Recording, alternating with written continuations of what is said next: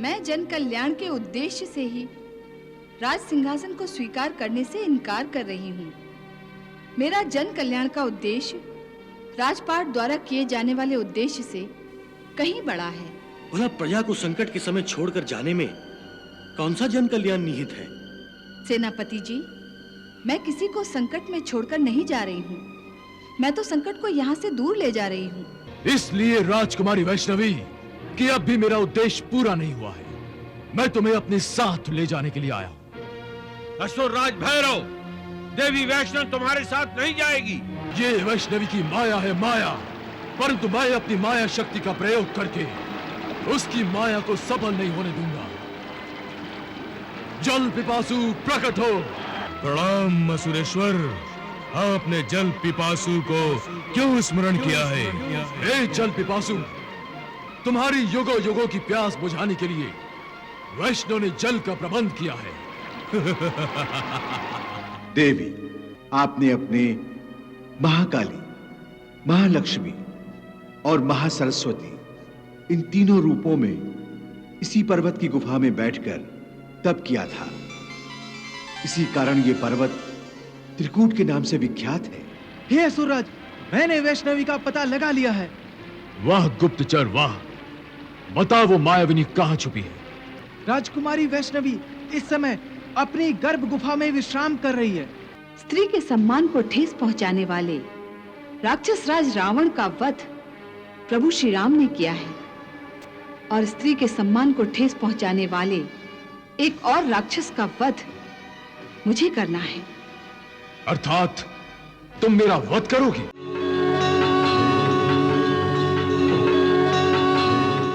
आज मैं इस राज दरबार में जो सबसे महत्वपूर्ण बात सुनाना चाहता हूं, वो आप सभी के लिए चिंताजनक है।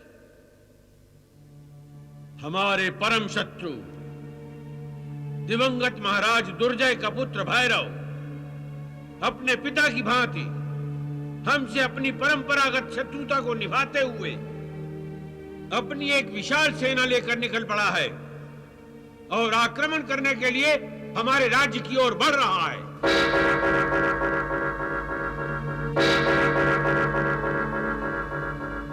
महाराज, यह सच है कि राज्य की सुरक्षा की दृष्टि से आक्रमण का समाचार चिंताजनक है, परंतु जब तक हम आपकी छत्र छाया में हैं, हमें बड़े से बड़े शत्रु और विशाल से विशाल सेना से भी डर नहीं लगता। हम सभी अपने आप को आपके नेतृत्व में सुरक्षित समझते हैं। परंतु आज से मैं राजकार्य के हर दायित्व से अपने आप को मुक्त करने जा रहा हूं।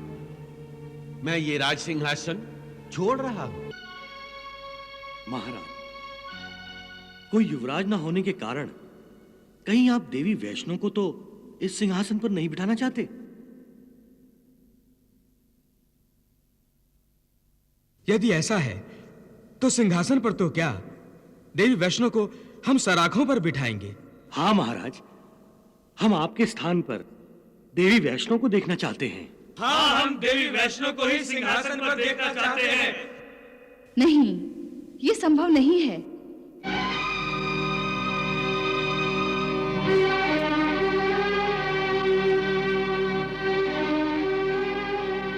मैं राज सिंहासन नहीं संभाल सकती।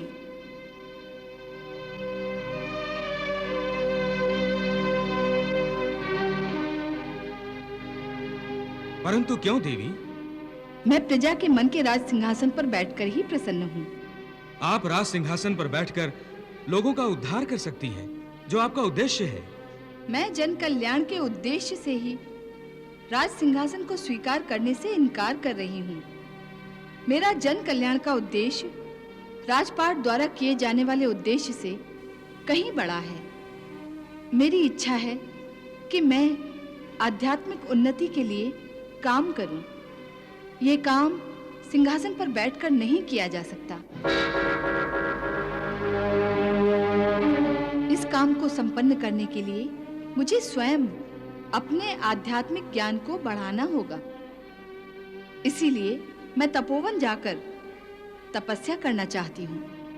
नहीं देवी नहीं, आप हमें छोड़कर मत जाइए। देवी हमें छोड़कर मत जाइए, हमें छोड़कर मत जाइए। क्षमा करें देवी, असुरों के आक्रमण के समय महाराज और आप दोनों हमें छोड़कर जा रहे हैं। भला प्रजा को संकट के समय छोड़कर जाने में कौन सा जन कल्याण निहित है? सेनापति जी, मैं किसी को संकट में छोड़कर नहीं जा रही हूँ। मैं तो संकट को यहाँ से दूर ले जा रही हूँ। असुर राज भैरव मुझे बंदी बनाना चाहता है। यदि मैं यहाँ से चली गई तो वो भी मेरे पीछे आएगा और युद्ध के कारण इस राज्य पर जो संकट आने वाला है वो टल जाएगा। नहीं देवी, नहीं। हम अपनी सुरक्षा के लिए स्वयं आपको संकट में छोड़ दें, यह भी तो उचित नहीं है। इसकी चिंता करने की कोई आवश्यकता नहीं है। मैं पिताश्री और माताश्री को लेकर यहाँ से जा रही हूँ।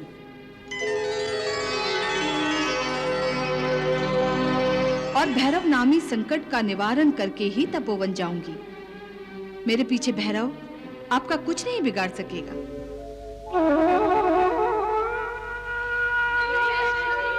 आप हमें छोड़कर मत जाइए, मत जाइए वैष्णवी, मत जाइए। वैष्णवी, आप हमें छोड़कर मत जाइए, मत जाइए वैष्णवी, मत जाइए।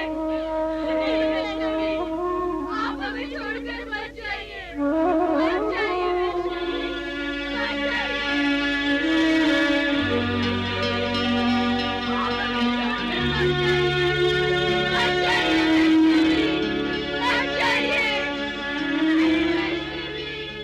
राजपाट धन धाम तज तज जग के सब रंग, मात पिता भी चल दिए वैष्णव माँ के संग, बैरागन के संग।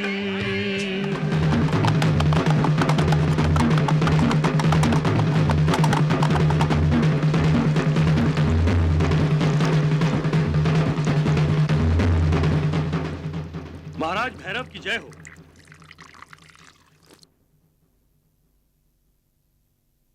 कहो गुप्तचर, क्या समाचार लायो? महाराज, आपके परम शत्रु राजा रत्नाकर ने आपके आक्रमण के भय से राजपाट त्याग दिया है।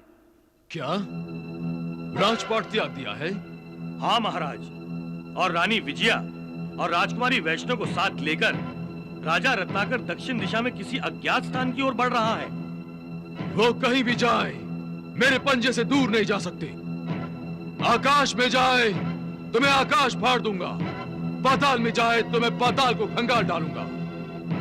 सारथी, दक्षिण की ओर चलो और रथ को वायु की गति से चलाओ। जो आज्ञा सूरज। चलो सैनिकों।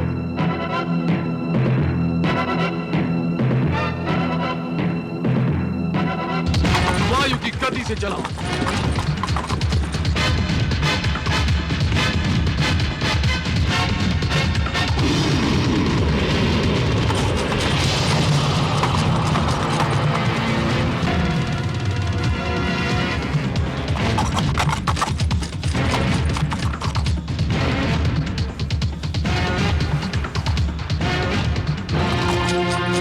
राजकुमारी वैष्णवी, मैं अब भी तुम्हारे सामने हट्टा कट्टा पूरा का पूरा समक्ष उपस्थित हूं। तुमने अपनी माया शक्ति से मुझे उठाकर मेरे ही राजभवन में फेंक दिया था, परंतु मेरा बाल तक बाका नहीं हुआ। हाँ, तुम्हारी माया शक्ति अवश्य नष्ट हो गई है। असुर राज भैरव, तुमने पहली बार मुझसे उलझने की भूल की थी, इसीलिए मैं तुम्हारी इस पहली भूल को क्षमा करके तुम्हें यह अनुमान लगाने का अवसर भी देना चाहती थी कि तुम मेरा सामना नहीं कर पाओगे, परंतु तुम आज एक बार फिर मेरे सामने खड़े हो। इसलिए राजकुमारी वैष्णवी कि अब भी मेरा उद्देश्य पूरा नहीं हुआ है। मैं तुम्हें अपने साथ ले जाने के लिए आया हूं। असुर राज भैरव, देवी वैष्णव तुम्हारे साथ नहीं जाएगी, वो तपोवन जा रही है। ऐसी सुंदरी को किसी वन में नहीं, मेरे मन में रहना चाहिए। भैरव, एक देवी से ऐसी ओछी बातें कर रहे हो? तुम्हें तो लज्जा से डूब मरना चाहिए। पिताश्री, आप ठीक कह रहे हैं। अब आपके रूप बदलने का और इस राक्षस के डूब जाने का समय आ गया है। देवी वैष्णवी, हम दोनों आपके संकेत को समझ गए हैं। आप दोनों तैयार रहिए पिताश्री, ये स्वयं डूबने को आगे बढ़ेगा। सैनिकों, आज्ञा सूरज, इस घमंडी और ढोंगी देवी को मेरे सामने बंदी बनाकर ले आओ। जो आज्ञा। जाओ। भैया, अब हमें आज्ञा और आशीर्वाद दीजिए। हे मैया, हम पूर्व जन्म का रूप धारण करने के लिए तैयार हैं। वैष्णव फिर कोई माया का खेल दिखाना चाहती है। इसे कोई अवसर मत दो सैनिकों।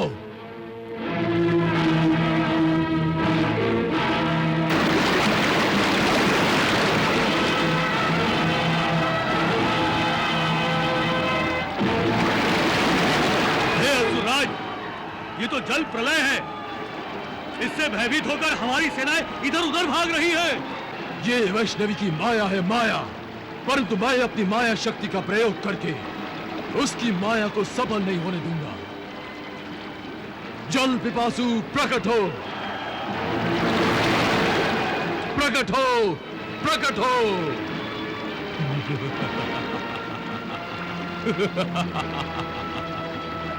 प्रणाम असुरेश्वर, आपने जल पिपासु को क्यों स्मरण किया है? हे जल पिपासु, तुम्हारी युगों युगों की प्यास बुझाने के लिए वैष्णव ने जल का प्रबंध किया है।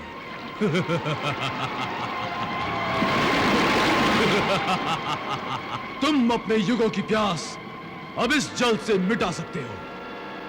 जो आज्ञा सुरेश्वर।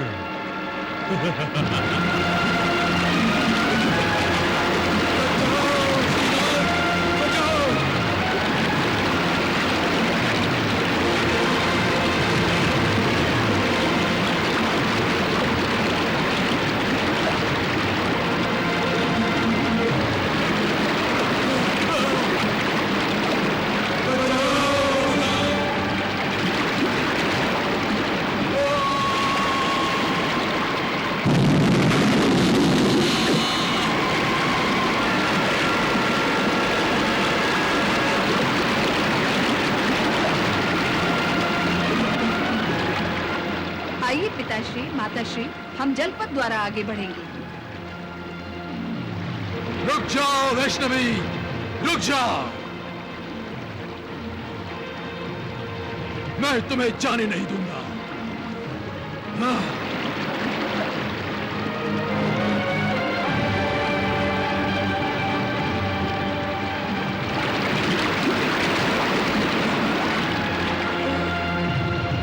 हे मायावी वैष्णव, तुमने अपनी माया शक्ति से मुझे बंदी बना दिया है।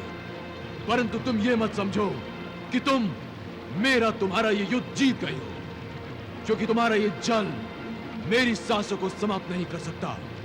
मैं जब तक चाहूं अपना श्वास रोककर अपने आप को जीवित रख सकता हूं, और उचित समय आने पर अपने आप को बंधन मुक्त करके तुम जहां भी होगी तुम्हारे सर पर पहुंच जाऊंगा।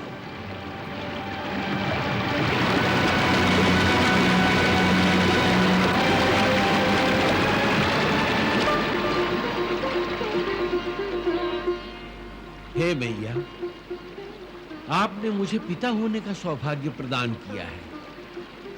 इसके लिए आपको कोटि कोटि प्रणाम। हे जगत माता, आप तो माता हैं, फिर भी आपने पुत्री बनकर मुझे माता होने का गौरव प्रदान किया है। मैं अनुग्रहित हो गई माता। आपको मेरा कोटि कोटि प्रणाम। अब हमारी केवल एक इच्छा शेष है मैया। बताइए पिताश्री, मैं आपकी हर इच्छा पूरी करूंगी। हम आपके सत्य स्वरूप का दर्शन करना चाहते हैं मातेश्वरी। तथास्तु।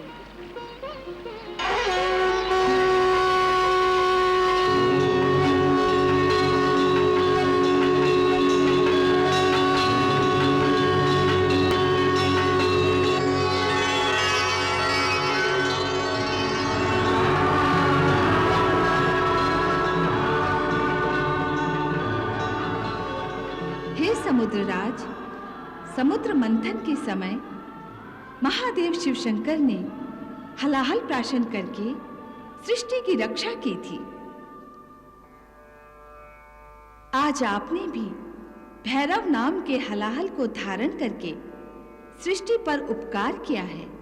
आप जैसे महात्मा सृष्टिवासियों के लिए इसलिए पूजनीय होते हैं क्योंकि आप लोगों का दुख हरते हैं और उन्हें सुख प्रदान करते हैं। आप पापियों और पुण्यवान दोनों को आश्रय देते हैं। समुद्रराज, आपने अपने सत्कर्मों से ही देवत्व प्राप्त किया है। हे समुद्र देवता, आज के पश्चात पृथ्वीवासी आपकी पूजा करते रहेंगे।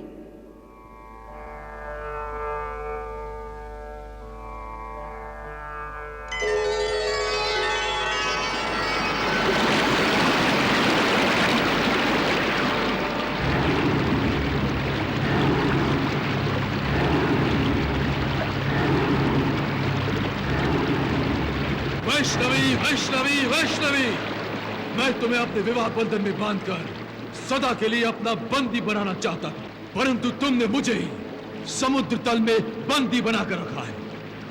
वैष्णवी, तुम्हारी ये जंजीरें, ये समुद्र की लहरें मुझे अधिक समय तक बंदी बनाकर नहीं रख सकती। मैं सारे बंधन तोड़ कर आऊंगा। तुम मेरे प्रकोप से नहीं बच पाओगी। बहुत पछताओगी वैष्णवी, तुम बहुत पछताओगे।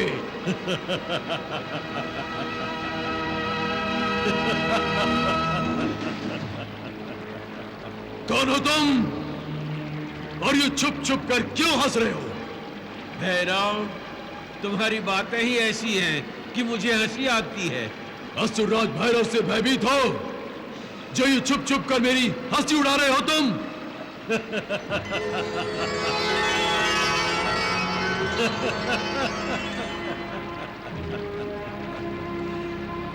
तुम जैसे दुर्बल प्राणी से भय कैसा?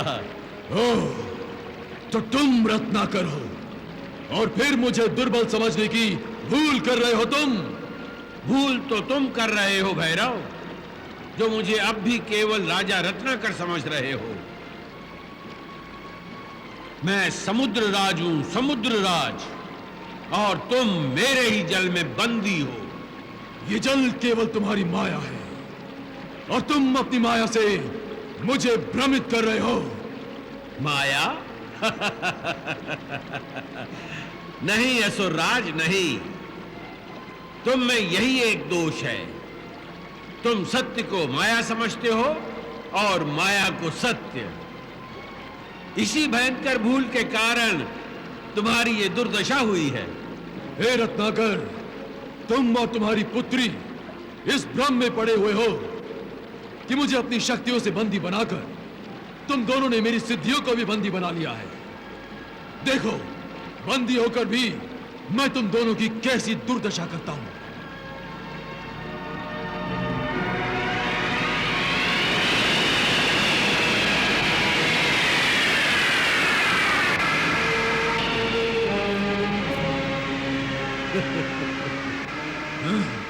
तुम जीवित हो रत्नाकर?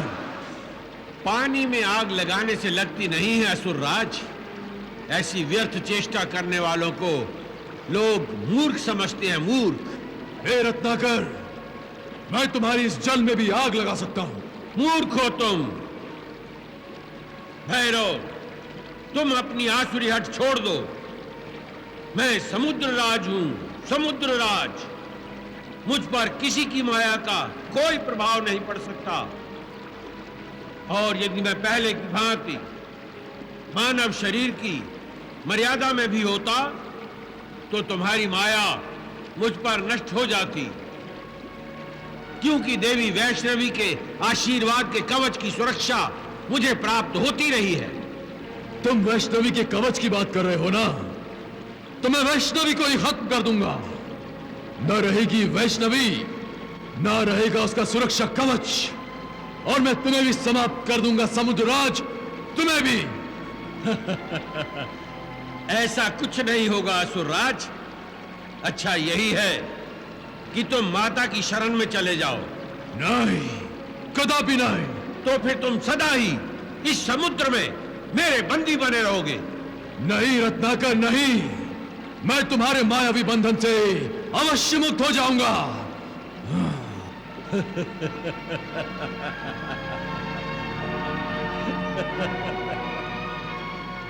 हे रत्नाकर, हे वैष्णवी, एक दिन मैं तुम्हारी मायावी शक्ति को अवश्य नष्ट कर दूंगा। मैं तुम्हारे मायावी बंधन से मुक्त हो जाऊंगा और फिर जब हमारा सामना होगा वैष्णवी, प्रलय आ जाएगा, प्रलय।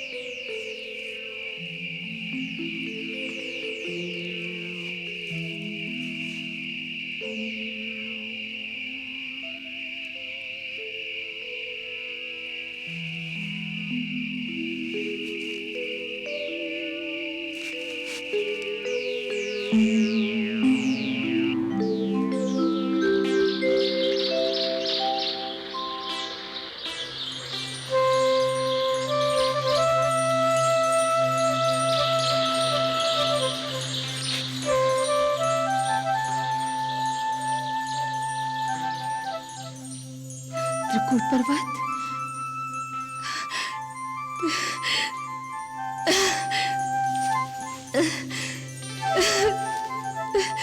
त्रिकूट पर्वत। हे प्रभु, आपने मेरी तपस्या को सफल बना दिया। मैं आपकी आभारी हूँ प्रभु, मैं आपकी आभारी हूँ। त्रिकूट पर्वत पर मेरी तपस्या को भी सफलता प्रदान करना प्रभु, सफलता प्रदान करना। ओम विष्णवे नमः, ओम विष्णवे नमः।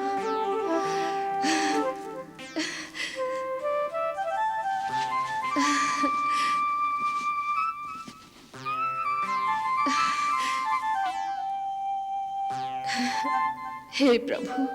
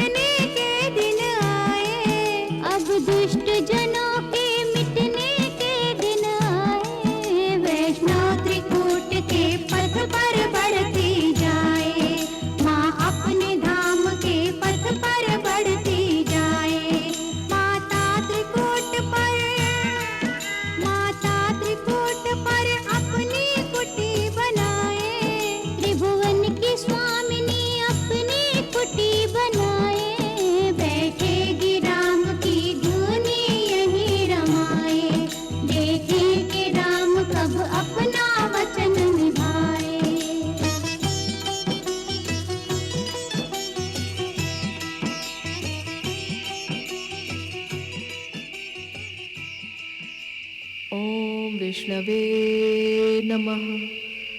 माँ मेरी विनती सुन लो, मैया मेरी विनती सुन लो। मेरे पुत्र भैरव को जल बंधन से मुक्त कर दो माँ।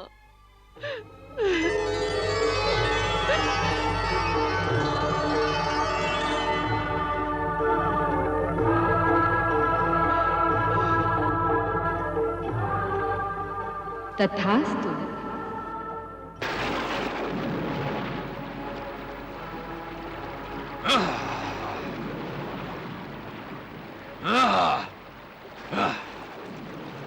देखो देखो वैष्णवी, मैं तुम्हारे बंधन से मुक्त हो गया हूँ, मैं मुक्त हो गया हूँ।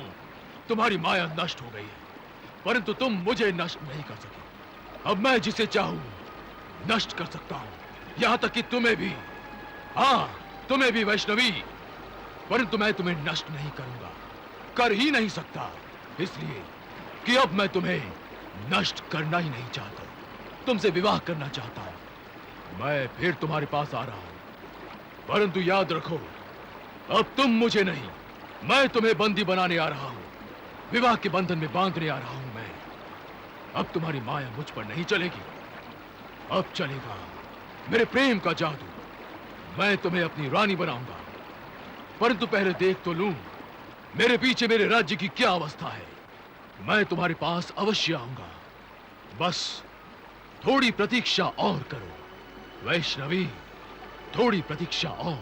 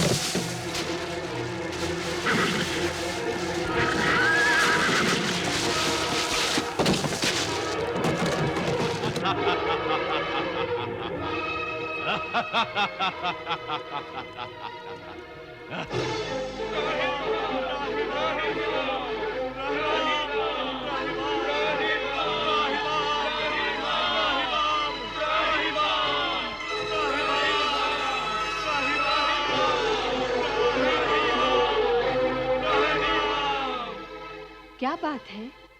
कौन सी आपत्ति आ पड़ी है? हे मैया, हम तो आपकी छत्र छाया में निश्चिंत थे कि आपने शत्रु दानवों का वध कर दिया है, परंतु मैया, अभी भी धर्म का एक महाशत्रु जीवित है।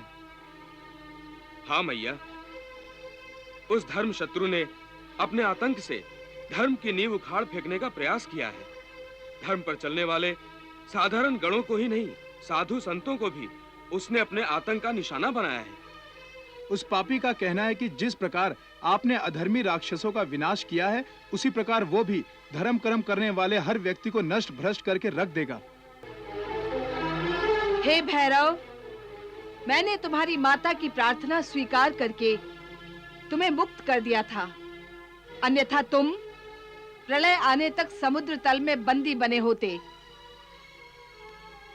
भैरव, मैंने तुम्हें अपने पाप कर्मों के प्रायश्चित करने का एक अंतिम अवसर दिया था, परंतु तुमने उस अवसर का लाभ नहीं उठाया, बल्कि उसका दुरुपयोग किया।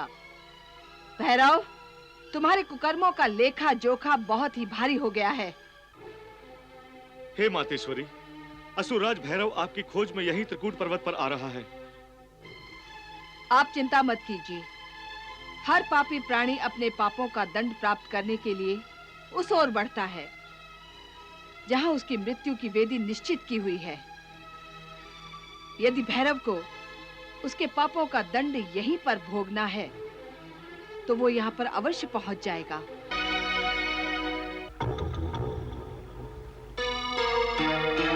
वैष्णव, वैष्णव, कहां छुपी हो तुम? मेरे सामने क्यों नहीं आती वैष्णव? कहां हो? भैरव, भैरव, भैरव, भैरव, भैरव, भैरव। नहीं, उधर भी नहीं। उत्तर में भी नहीं, दक्षिण में भी नहीं। कहां हो तुम वैष्णव? भैरव,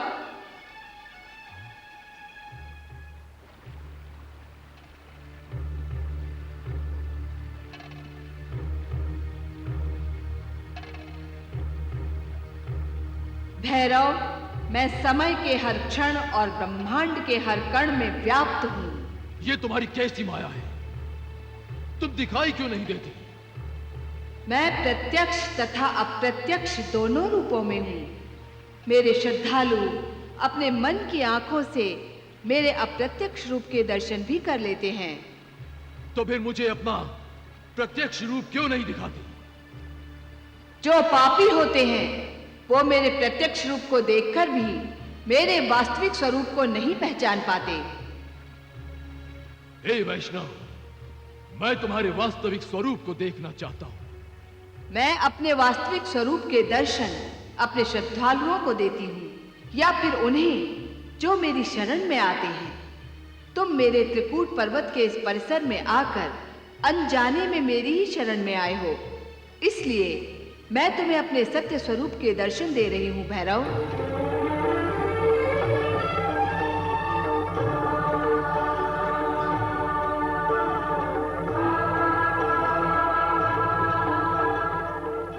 तो ये है तुम्हारा सत्य स्वरूप? नहीं भैरव, मेरा सत्य स्वरूप इससे भी कहीं अधिक विशाल और विराट है, जिसे ज्ञानी ही देख सकते हैं। मेरा सत्य स्वरूप ब्रह्मांड में हर ओर फैला हुआ है। मैं ब्रह्म स्वरूपिणी हूँ। तुम अपनी बड़ी बड़ी बातों और अपनी शक्ति के प्रदर्शन से मुझे भयभीत करने की चेष्टा व्यर्थ ही कर रही हो। मैं तुम्हें अपनाए बिना यहां से जाने वाला नहीं हूं। तुम्हें पाने की शक्ति मुझ में है। भैरव, मुझे पाना है तो शक्ति से नहीं, भक्ति से पा सकते हो। मैं तो तुम्हारा भक्त ही हूं। तुम्हें देखते ही तुम्हारा भक्त बन गया हूं। वो भक्ति नहीं, तुम्हारे मन का पाप है भैरव। इसी पाप को नष्ट करने के उद्देश्य से ही मैंने तुम्हें अपना स्वरूप दिखाया है, जो कृपामय है। मैं तुम्हें अपने आप में परिवर्तन लाने का एक अंतिम अवसर और दे रही हूं भैरव। यदि उस पर भी तुम धर्म के मार्ग पर नहीं आए तो फिर तुम्हें मेरा वो स्वरूप देखने को मिलेगा जो पाप नाशिनी है। अर्थात तुम नष्ट कर दोगी? हाँ, परंतु मैं तुम्हारी धमकियों से डरने वालों में से नहीं हूं। मेरी बात को समझने का प्रयास करो भैरव। यदि तुम अपने पापी मन का शुद्धिकरण करना चाहते हो तो त्रिकूट पर्वत पर तुम्हारा स्वागत है, और यदि ये भी नहीं चाहते तो वापस लौट जाओ। मैं अकेले वापस नहीं जाऊंगा। तो फिर अब के बाद तुम्हारा हर पग तुम्हें तुम्हारी मृत्यु की ओर ले जाएगा भैरव।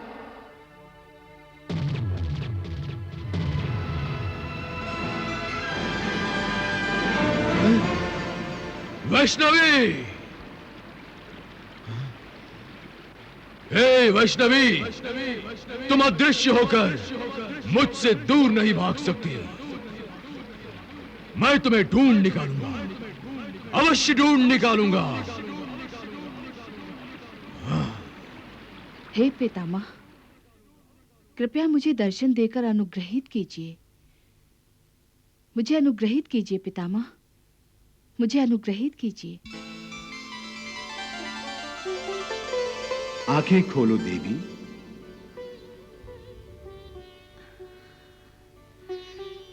प्रणाम पितामह। कल्याणमस्तु। कहिए देवी, किस कारण से आपने मेरा स्मरण किया? हे पितामह, मैं प्रभु श्री राम की आज्ञा से यहाँ आई हूँ, परंतु मेरे मन में एक भ्रम है। भ्रम? किस बात के लिए देवी? हे पितामह, जब से मैं त्रिकूट पर्वत पर आई हूँ, राक्षसों ने बार बार मेरी तपस्या भंग करने का प्रयास किया है। मैंने राक्षसों का तो विनाश कर दिया है, परंतु अब त्रिकूट पर्वत पर स्वयं राक्षस राज भैरव आ गया है। वो मुझे एकाग्र चित्त होकर तपस्या नहीं करने देगा। हे प्रभु, आप तो अंतर्यामी हैं। आप कृपया मुझे बताएं कि मैं कहाँ बैठकर अपना तप आरंभ करूं। देवी, आप यदि अपने पूर्व रूप का ध्यान करती तो आपको उस स्थान का पूर्ण स्मरण हो जाता। आपने अपने महाकाली, महालक्ष्मी और महासरस्वती इन तीनों रूपों में इसी पर्वत की गुफा में बैठकर तप किया था। इसी कारण यह पर्वत त्रिकूट के नाम से विख्यात है। आप इसी गुफा में जाएंगी तो आपकी स्मृति सजग होगी और आप इसी गुफा में तप करने बैठेंगी। पितामह, आपका संकेत मैं समझ गई। एक बात और है देवी, भैरव के मन में आपके प्रति जो अश्लील पाप है उसे अब तक तो अपने मन में ही छुपाए हुए हैं। उसके इस पाप का दंड देने से पहले इसे दर्शाना होगा। इसके लिए पहले आपको एकांत में जाना होगा। एकांत में पापी खुलकर सामने आता है। इस उद्देश्य को साकार करने के लिए यही उचित है कि आप गर्भ गुफा में प्रवेश करें। आपका सुझाव उचित ही है पितामह। शेष स्वयं समझ जाएंगी कि गर्भ गुफा में भैरव के पहुंचने पर आपको क्या करना है।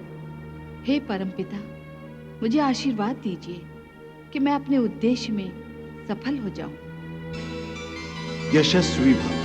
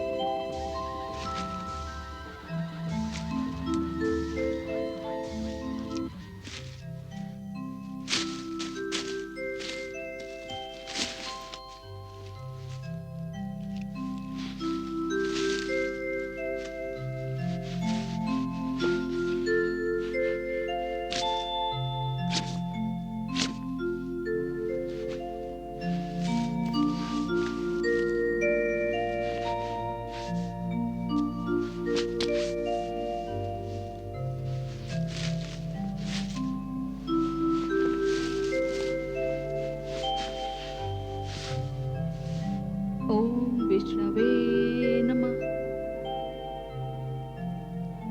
ओम विष्णवे नमः।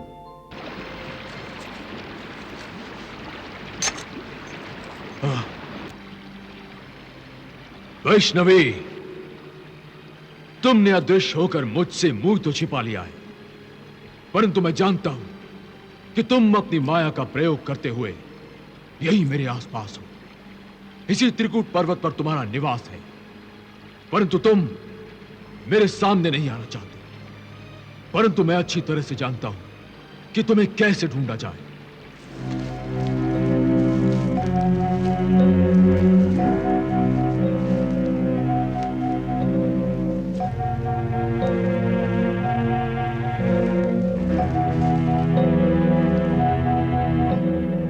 अरे कौन हो तुम?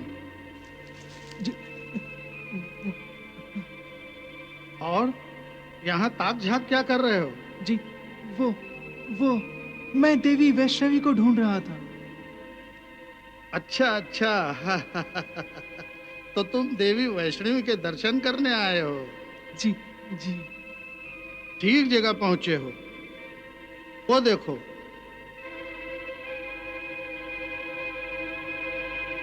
वो गर्भ गुफा है। माता इस समय गुफा में विश्राम कर रही होंगी। इसका अर्थ है मेरा प्रयास सफल हुआ। मुझे जाना चाहिए।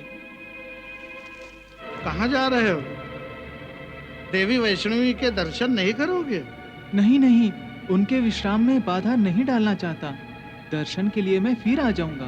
पहले अपने गुरुदेव को तो ये समाचार सुनाऊं, वो बहुत उत्सुक हो जाएंगे। अच्छा, नमस्कार। नमस्कार। ओम विष्णवे नमः। अब मुझे तुरंत असुरराज भैरव के पास जाकर समाचार सुना देना चाहिए।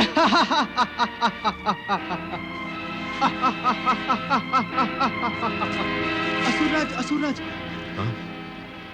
हे असुरराज, मैंने वैष्णवी का पता लगा लिया है। वाह गुप्तचर वाह, बता वो मायाविनी कहाँ छुपी है। मैं तुम्हारी झोली मोतियों से भर दूंगा। राजकुमारी वैष्णवी इस समय अपनी गर्भ गुफा में विश्राम कर रही है। गर्भ गुफा में यदि मुझसे छुपकर वो सृष्टि के गर्भ में भी समा जाए तो भी मैं उसे ढूंढ निकाल दूं। महाराज, विलंब ना कीजिए। इससे पहले कि वो जाग जाए, आप उसके सर पर पहुंच जाइए। अवश्य। वैष्णवी, मैं आ रहा हूं वैष्णवी, मैं आ रहा हूं।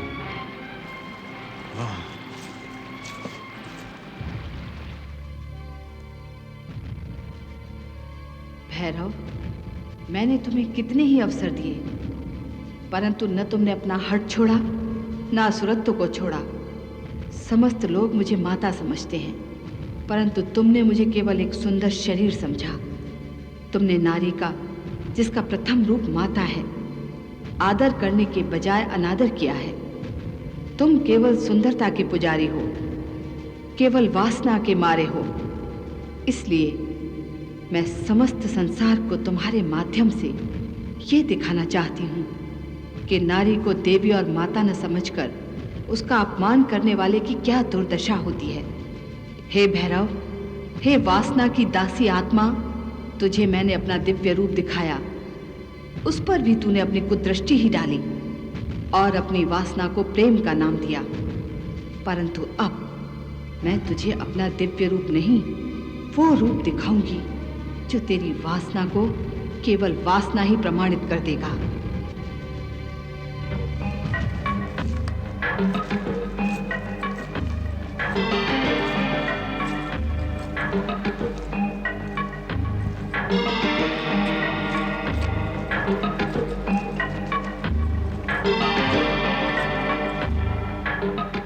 वैष्णवी, मैं जानता हूं तुम यहीं हो। मुझे देखकर छुप गए हो, परंतु अब मुझसे छुपने का प्रयास व्यर्थ है। सामने आओ वैष्णवी, सामने आओ।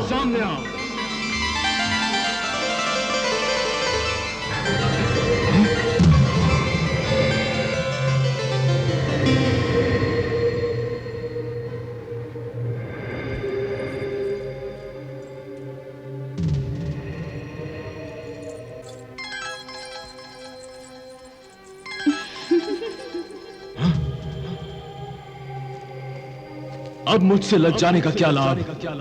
आ जाओ वैष्णवी, सामने आ जाओ।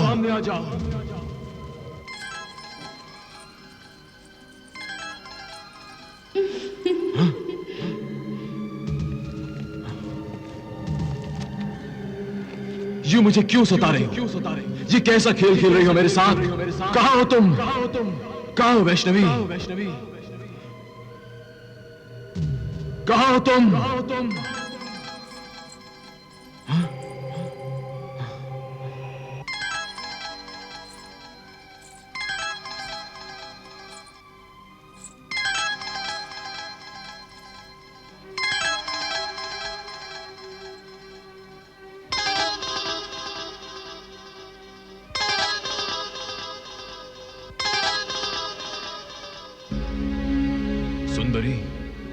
कौन हो तुम वैष्णवी तो नहीं लगती, परंतु इन सुंदर आभूषणों और वस्त्रों में तुम वैष्णवी से भी अधिक सुंदर दिखाई देती हो। हे परपुरुष, तुम तो अत्यंत निर्लज्ज हो। किसी पराई स्त्री को ऐसी बुरी दृष्टि से नहीं देखा करते। तुम ठीक कहती हो। सुंदरता केवल देखने की नहीं, बरतने के लिए होती है। बरतने के लिए जैसे भंवरा कली का रस चूस लेता है, ऐसे ही मैं भी तुम्हारे सौंदर्य का रस चूस लेना चाहता हूं। छुपे छुपे तुम तो वासना के पुजारी दिखाई देते हो। हाँ हूं। मुझे फूलों को अपने हाथों से मसल डालने में बड़ा ही आनंद प्राप्त होता है। परंतु सुंदरता हाथों से मसलने के लिए नहीं, आंखों से निहारने के लिए होती है। मैं नहीं मानता, ये धारणा झूठी है। यदि ये असत्य होता कि सुंदरता आंखों से निहारने के लिए नहीं होती, तो मनुष्य को सुंदर रंग हाथों के स्पर्श से ही दिखाई देते। ईश्वर मनुष्य को आंखें ही न देता। तुम्हारा तर्क मैं मानने वाला नहीं, मैं केवल अपने मन की ही मानता हूं। अर्थात केवल मनमानी करते हो, अपने मस्तिष्क से काम नहीं लेते।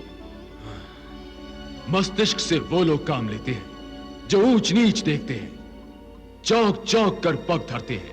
मैं असुरराज हूं, मुझे ऊंच नीच की कभी न चिंता रही है न रहेगी। परंतु तुमने तो मुझे चिंता में डाल दिया है। तुम बेधड़क मेरी गुफा में क्यों घुस गए हो? प्रेम के धागे में बंधा चला आया। अच्छा, किसके प्रेम में? पहले वैष्णव के प्रेम में खींचा आया था, अब तुम्हारे प्रेम में फंस गया हूं। झूठ। यदि तुम्हारा पहला प्रेम सच्चा होता तो तुम मेरे रूप रंग से कभी मोहित नहीं होते। तुम उससे अधिक सुंदर हो। कल कोई मुझसे भी अधिक सुंदर नारी तुम्हें दिखाई दी तो तुम तो उसके प्रति भी आकर्षित हो जाओगे। अवश्य। अर्थात इस धरती पर जहां तक तुम्हारी पहुंच है, किसी भी सुंदर स्त्री का मान सम्मान सुरक्षित नहीं। दूसरों की बात छोड़ो, अपनी बात करो। मुझे अपनी चिंता नहीं है, समस्त नारी जाति की चिंता है। स्त्री के सम्मान को ठेस पहुंचाने वाले राक्षस राज रावण का वध प्रभु श्री राम ने किया है, और स्त्री के सम्मान को ठेस पहुंचाने वाले एक और राक्षस का वध मुझे करना है। अर्थात तुम मेरा वध करोगी? इससे पहले मैं तुम्हारा सम्मान भंग कर दूंगा।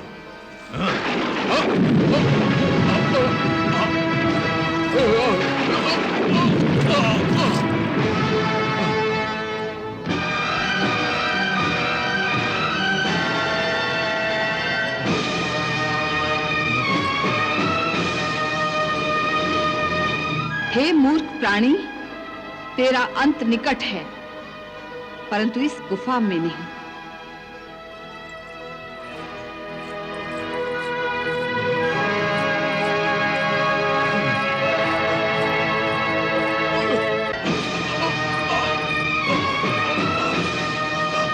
भैरव के हाथ से तुम यूं बचकर नहीं जा सकती।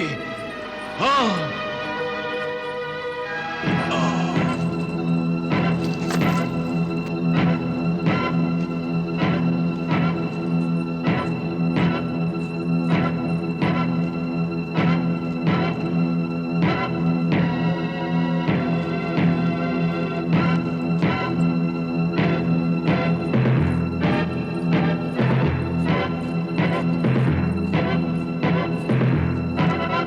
रुक जाओ सुंदरी, रुक जाओ।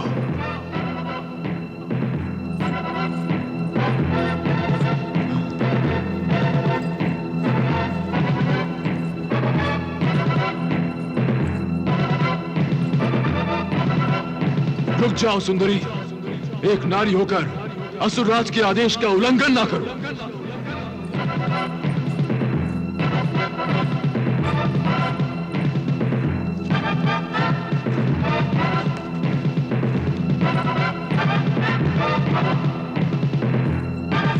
रुक जाओ सुंदरी, रुक जाओ।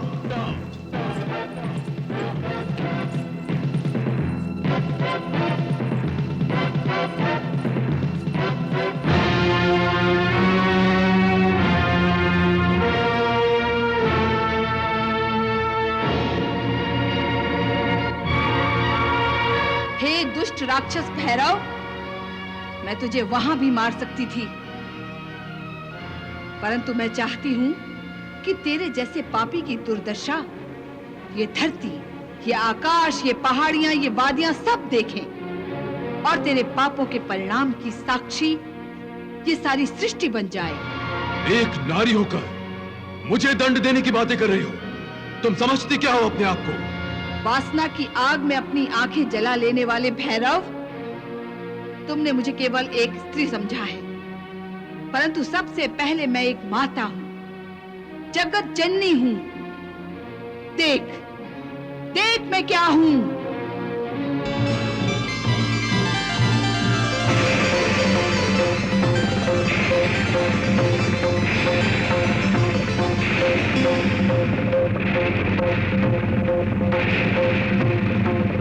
तेरा अंत समय आ गया है भैरव।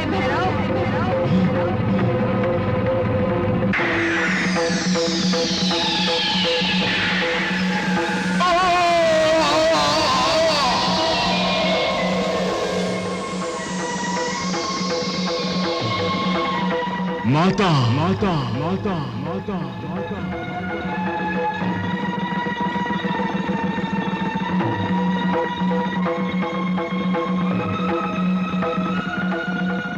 हे वैष्णवी माता, मुझे क्षमा कर दो, मैं आपकी महिमा को पहचान नहीं पाया। मुझे आवागमन के चक्र से मुक्ति दे दो। मैं अधर्मी हूं, पापी हूं, नीच हूं। मैंने संसार की जननी पर बुरी दृष्टि डाली है। मुझे क्षमा करो मातेश्वरी, मुझे मुक्ति दो, मुक्ति दो, मुक्ति दो। हे भैरव, तेरी आंखें तब खुली जब तेरी आंखें बंद होने का समय आ गया। अब जबकि तूने मेरे चरण पकड़ लिए हैं, तेरे मन में पवित्र भाव उत्पन्न हुए हैं, मैं तेरे पापों को क्षमा करती हूं। माता, परंतु हे नराधम, तेरा ये अपवित्र शरीर तथा तेरा ये मुख सदा यूं ही संसार का मार्गदर्शन करता रहेगा और ये चेतावनी देता रहेगा कि पराई नारी पर बुरी दृष्टि रखने वाले का कल्याण कभी नहीं होता। इसी कारण युगों युगों तक तेरा ये धड़ मेरी गुफा के द्वार पर पत्थर की चौखट की भांति पड़ा रहेगा और मेरे दर्शन को आने वाला हर श्रद्धालु भक्त तेरे ऊपर पग धरकर तुझे रौंदते हुए आगे बढ़ेगा। तेरा ये परिणाम बुरे रास्ते पर पग धरने से मनुष्य जाति को रोके रहेगा और जो नहीं रुकेगा वो युगों युगों तक आवागमन के चक्र में चक्कर खाता रहेगा।